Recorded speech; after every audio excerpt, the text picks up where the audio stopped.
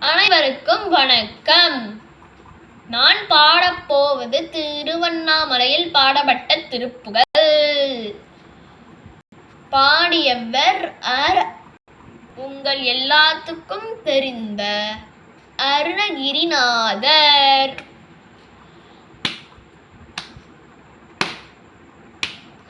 அதல சேடனாராட இளமேறு மீதாட அபினகாளி தானாட அவளோடு அன்று அதிரவி சிவாதாடும் விடையிலேறு வாதாட்ட அருகு பூத வேதாளம் மவையாட மறுவு வானுலோராட மலரில் வேதனாராட்ட வனசமாமியாராட